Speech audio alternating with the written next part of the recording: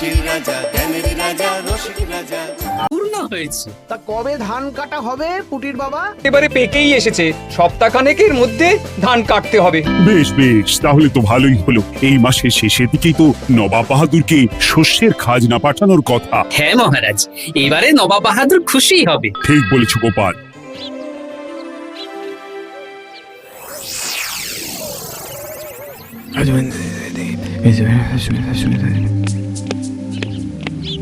প্রণাম খাম্বাজরাজ। ওই তো কৃষ্ণনগরের মন্ত্রী চলে এসেছে। ও, এর কথাই তুমি বলেছিলে? হ্যাঁ, ওই রাজ্যের সব খবরাখবর আমায় দেয়। ইনি কে? ইনি হলেন জমিদার কেশকান্ত বর্মন, আমার রাজ্যেরই দক্ষিণ পশ্চিম গ্রামের জমিদার, আমার প্রিয় বন্ধু। নামটা বেশ অন্যরকম, কেশকান্ত। আসলে ওদের বংশ পরম্পরায় সকলের উন্নত ঘন কেশ আছে, তাই ওদের পরিবারের সবারও নামে একটা করে কেশ আছে। আমি খাম্বাজ রাজের সৌমিত্র এবং সুপরামর্শদাতা। কিছুদিন আগে আমার মাথায় খুব খুশকি হচ্ছিল, মাথার চুল পাতলা হয়ে আসছিল। কিন্তু আমার পরামর্শে একটা তেল মাখতেই মহারাজের মাথার চুল এখন ঘন হয়ে উঠেছে, আর কোনো সমস্যা নেই। বাবা বাবা, ভালো ভালো ভালো। এবার তাহলে কাজের কথাটা বলে দিন।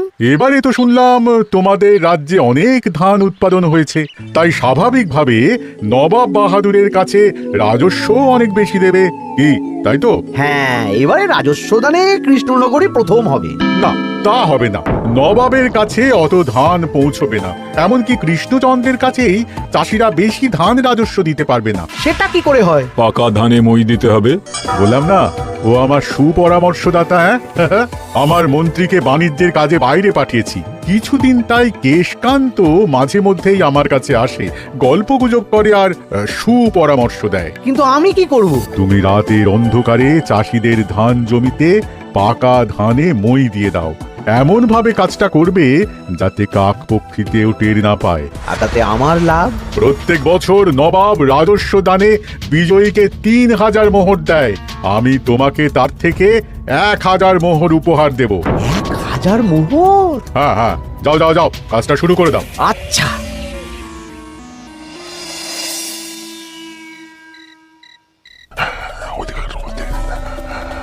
তাহলে আর দেরি কেন, মন্ত্রীমশাই কথা মতো কাজ শুরু কর। হ্যাঁ হ্যাঁ, চল।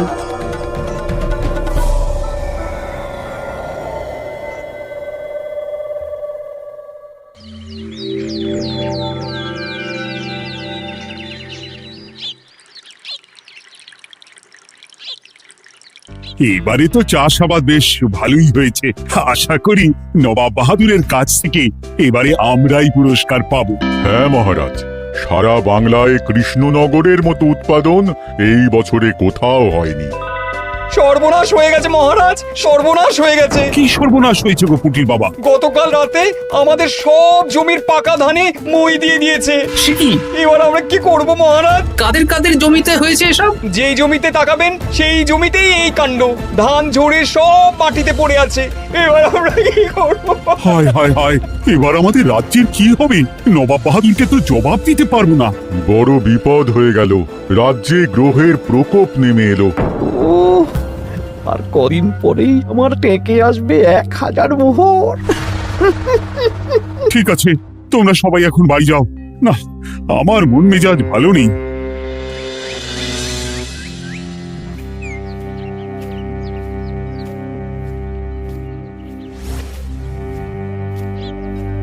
ওগো, তুমি শুনেছো কি হয়েছে? পুটির মা হাউ হাউ করে কাঁদছিল গো। হ্যাঁ গিন্নি, পুটির বাবা কয়েকজন চাষি ভাইদের নিয়ে রাজসভায় এসেছিল। শুনলাম রাতারাতি কে বা কারা চাষ জমিতে পাকা ধানে মই দিয়েছে। কত বড় সর্বনাশ হয়ে গেল বলো, কি হবে গো? কি যে হবে ভগবান জানে। বলি, তুমি পারলে না পুটিদের একটু সাহায্য করো। হ্যাঁ, আমি মনে মনে ভেবেই রেখেছি বুঝলে, এবার বেতন পেলে পুটিদের বাড়িতে মাসোহারার জিনিসপত্র দিয়ে আসবো। নবাব বাহাদুরের কাছে মহারাজ খাজনা কিভাবে দেবেন সেটাই তো বুঝতে পারছি না।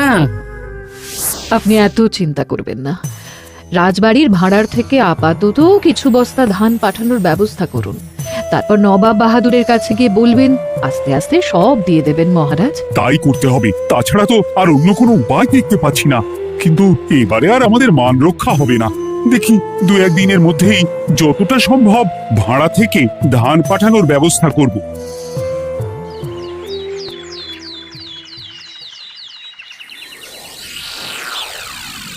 এই বছর 10,000 বস্তা ধান রাজস্ব এসেছে খাম্বাজ রাজ্য থেকে, 7,000 বস্তা ধান এসেছে বর্ধমান রাজ্য থেকে, আর মাত্র 100 বস্তা এসেছে কৃষ্ণনগর থেকে। তাই এই বছরের বিজয় রাজ্য হচ্ছে খাম্বাজ রাজ্য। খাম্বাজ রাজ্যের রাজার হাতে 3,000 মোহর উপহার হিসেবে তুলে দিচ্ছেন। আর কৃষ্ণচন্দ্র, তোমার রাজ্যের এরকম হাল কেন? এবারে আমাদের সমস্ত রাজ্যের পাকা ধানে কেউ বা কারা মই দিয়ে দিয়েছে। সেসব তোমার মাথা ব্যথা। আমার ধান কোথায়? 100 বস্তা ধান রাজস্ব, কম করে 800 বস্তা ধান রাজস্ব দেওয়ার কথা, কিন্তু তুমি তোমার কথার খেলাপ করেছো। এই বছর আমি নিরুপায় জাহাপানা। আমিও নিরুপায়। হয় তুমি আগামী 1 সপ্তাহের মধ্যে আমাকে 5,000 মোহর দেবে, নইলে কৃষ্ণনগরের সিংহাসন থেকে সরে যাবে। এত বড় শাস্তি দেবেন না নবাব বাহাদুর। আপনি অন্তত মাস 6 সময় দিন, আবার ধান চাষ করিয়ে আপনাকে প্রাপ্য ধান দেওয়া হবে। বেশি কথা বলছো কৃষ্ণচন্দ্র।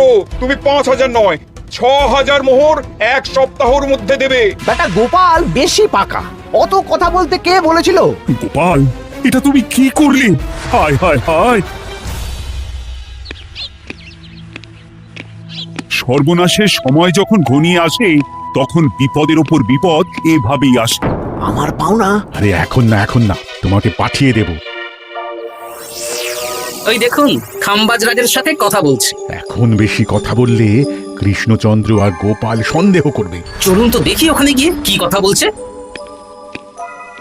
কি কথা বলছো মন্ত্রী? মন্ত্রী আমায় বিজয় অভিনন্দন জানাচ্ছিল। বিজয় অভিনন্দন তো উপহার পাওয়ার সময় জানাতে পারতেন মন্ত্রী মশাই। যাই হোক, আপনাকে তো ঠিক চিনতে পারছি না। আমার নাম কেশকান্ত, আমি খাম্বাজ রাজ্যের দক্ষিণ পশ্চিম গ্রামের জমিদার। কেশকান্ত আমার বিশেষ বন্ধু। আপনার কেশ নিয়ে বেশ ভাব দেখছি। হ্যাঁ, ওই কদিন আগে তো খাম্বাজ রাজের মাথার চুল পাতলা হয়ে আসছিল, খুশকি হচ্ছিল আর কি। তো ওনার পরামর্শে একটা তেল মেখেই তো খাম্বাজ রাজের আবার ঘন কালো চুল ফিরে এসেছে। কেশকান্ত জমিদার হতে পারে, কিন্তু ওর অর্থনৈতিক অবস্থা তাবর রাজাদের থেকে অনেক ভালো। কয়েক হাজার বিঘা জমির মালিকও, তার সাথে চুলের তেলের ব্যবসা করেও হাজার হাজার মোহর রোজগার করে। এই, এখন চুল নিয়ে চুলোচুলি না করে চলো কৃষ্ণনগরে ফিরি। এমনিতেই মন মেজাজ খারাপ, 1 সপ্তাহের মধ্যে আবার 6,000 মোহর জোগাড় করতে হবে। হ্যাঁ, চলুন চলুন।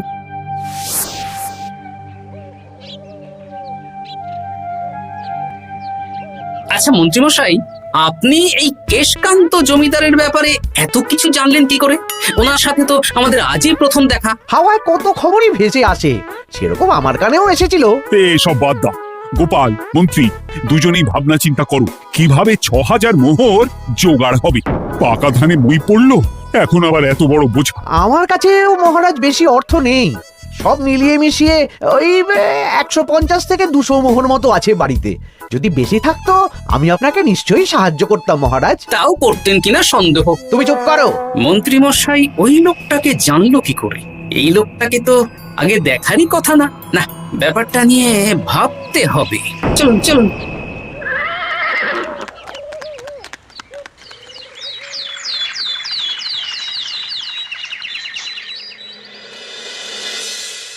বুঝলে গিন্নি, 1 সপ্তাহের মধ্যে মহারাজকে 6,000 মোহর জোগাড় করতেই হবে, নইলে সিংহাসন ছাড়তে হবে।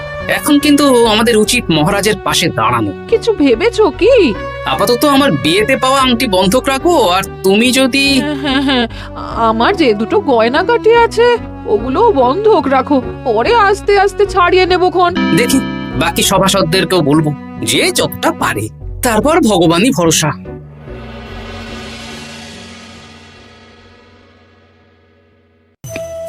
আপনি এত চিন্তা করবেন না মহারাজ। চিন্তা না করে কি আর কোনো উপায় আছে? সিন্ধুকে যা আছে তা দিয়ে 3,000 মোহর হয়ে যাবে, কিন্তু তারপর আর কি করব? এবার কি নিরুপায় হয়ে জায়গা জমি বিক্রি করতে হবে? কিছু একটা করতেই হবে।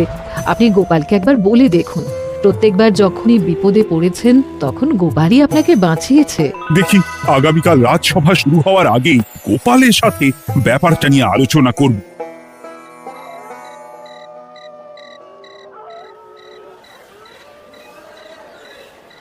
এই যে শেখরা, কি করছো? এই তো বলুন। শোনো, আমার গিন্নির জন্য একটা হীরের হার বানাতে হবে, ওই 1000 মোহরের মধ্যে। 1000 মোহরে তো হীরের নাক, কান, গলা, হাত, পা সব গয়না, এই সব গয়না হয়ে যাবে মন্ত্রী মশাই। তাহলে বানাও, এই নাও 1000 মোহর। ওরে বাবা, মন্ত্রী মশাই 1000 মোহর!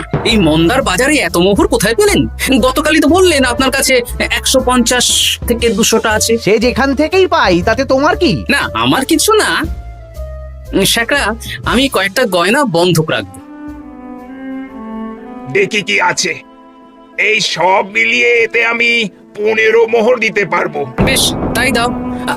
আমি ধীরে ধীরে শোধ করে গয়নাগুলো ছাড়িয়ে নেব। হ্যাঁ, মন্ত্রীর ব্যবহারগুলো বেশ সন্দেহজনক লাগছে। দেখি, গুপ্তচরকে কাজে লাগাতে হবে। মন্ত্রীর পিছনে ছায়ার মতো লেলিয়ে দিতে হবে।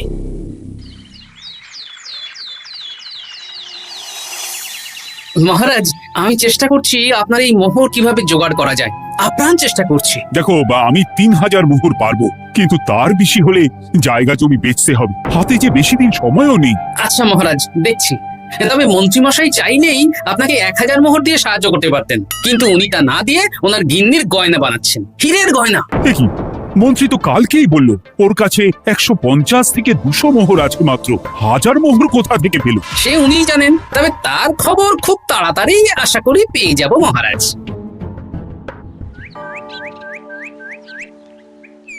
কাজটা একদম ঠিক করলেন না মন্ত্রী মশাই। আপনার কথা শুনে আমরা সবার জমির পাকা ধানে মই দিলাম, কিন্তু আমরা একটা পয়সা পেলাম না। আপনি যে এই কাজ করার জন্য খাম্বাজ রাজার কাছ থেকে ওই 1000 মোহর উপহার পেলেন, সেটা দিয়ে গিন্নির গয়না বানাতে দিলেন, কিন্তু আমাদের বেলায় লবডঙ্কা। আরে তোদেরকেও দেবো, একটু সবুর কর। আরে গিন্নির মাথাটা ঠান্ডা করি। না না, আমাদের এক্ষুনি চাই। আরে এক্ষুনি কি করে দেবো, আমার হাত খালি। আচ্ছা আচ্ছা, ঠিক আছে, এই নে 2 মোহর ধর, 2 ভাই ভাগ করে নে, পরে আরো দেবো। এটা কিন্তু ঠিক না। এসব আলোচনা খোলামেলা জায়গায় করা উচিত না। উফ, পরে তোদের সাথে কথা বলবো, এখন যেতে দে, বাজার করব, তারপর আবার রাজসভা আছে। আচ্ছা, এই ব্যাপারটা মহারাজকে আর গোপাল দাদাকে জানাতে হবে। গোপাল দাদা, মহারাজ আসল খবর পেয়ে গেছি। কি খবর? আমি একটু আগে শুনলাম। কাজটা একদম ঠিক করলেন না মন্ত্রী মশাই। আপনার কথা শুনে আমরা সবার জমির পাকা ধানে মই দিলাম, কিন্তু আমরা একটা পয়সা পেলাম না। আরে তোদেরকেও দেবো, একটু সবুর কর। মন্ত্রী, আমি না তোমাকে মেরেই ফেলবো। মহারাজ, মন্ত্রী মশাই এখানে গৌণ। উনি অর্থের লোভে এসব করেছেন, আর ওনাকে দিয়ে করিয়েছেন খাম্বাজ রাজ। হ্যাঁ, যাতে এবারে বিজয়ী হতে পারেন। তাই আপনি এই খবর 5 কান করবেন না মহারাজ। আমি খাম্বাজ রাজ আর ওই কেশকান্তর কাছ থেকে ক্ষতিপূরণ ঠিক আদায় করে আনব। কিন্তু কিভাবে? শুনুন তাহলে।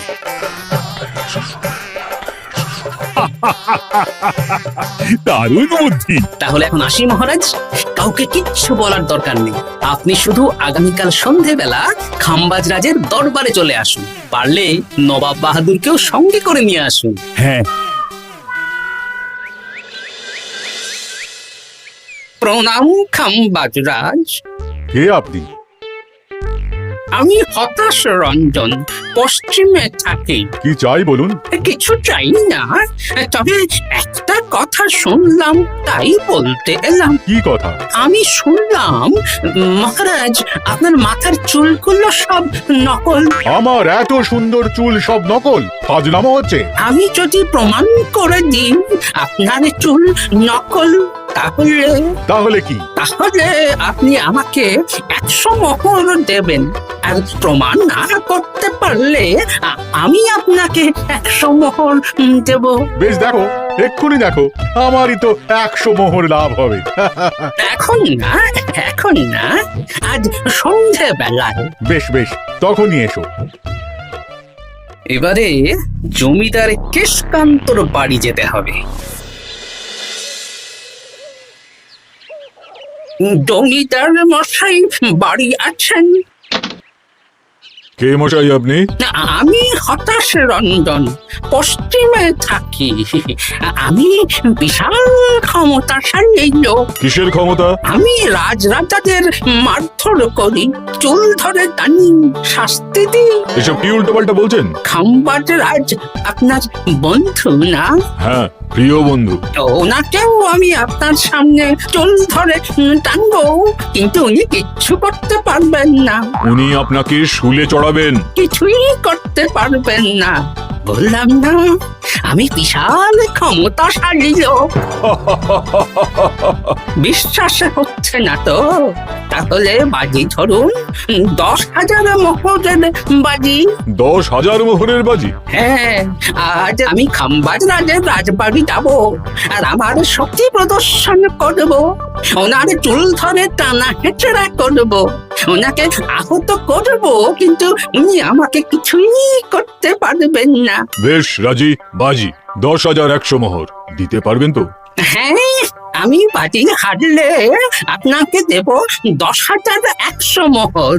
দরকার হলে ওই কাগজে কলমে লিখিত পরিত করে নিন। বেশ, তাহলে তাই হোক। কিন্তু হ্যাঁ, একটা কথা, আমি শক্তি প্রদর্শন করার আগে থেকে প্রক্রিয়া চলাকালীন সময় পর্যন্ত আপনি খাম্বাজ রাজের সাথে কোনো কথা বলতে পারবেন না। বেশ বেশ।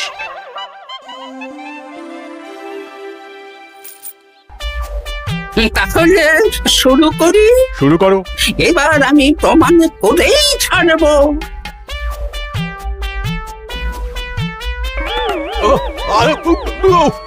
লাগছে লাগছে বাবারে, লাগছে এই সে- লাগছে এ তো সত্যি সত্যি চুল ধরে টানছে। লাগছে লাগছে বাবারে, বাবা। ওরে বাবা রে বাবা, কি শক্ত! এ কি, খাম্বাজরাজ কিছুই তো বলছেন না? তাহলে কি আমি হেরে গেলাম? না না খাম্বাজ রাজ, আমার ধারণা ভুল, যা শুনেছি তাও ভুল। এবার বিশ্বাস হলো তো? দাও দাও, এবারে 100 মোহর দাও। দিন কেশকান্ত মশাই, আমাকে 10,100 মোহর দিন। এ কি, ও তোমাকে 10,100 মোহর কেন দেবে? ওনার সাথেও তো বাজি ধরেছিলাম। কি বাজি?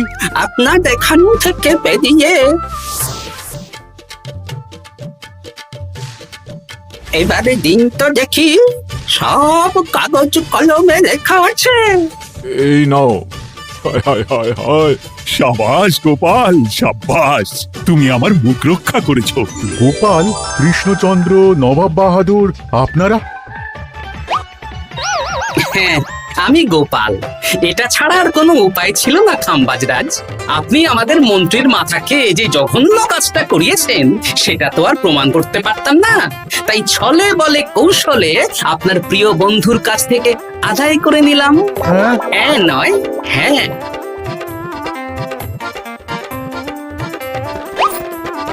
এই নিন মহারাজ। এতে কত মোহর আছে? 10,100 মোহর। এর থেকে 100 খাম্বাজ রাজকে দিন, 6,000 নবাব বাহাদুরকে, আর বাকিটা আপনার কাছে রাখুন। এত ধান নষ্ট হলো। কৃষ্ণচন্দ্র আমাকে সবটা বলেছে, আর ওর মন্ত্রীকেও নিয়ে এসেছি। ধোলাই খেয়েই সব বলে দিয়েছে। এই কে আছো? কৃষ্ণনগরে মন্ত্রীকে নিয়ে এসো।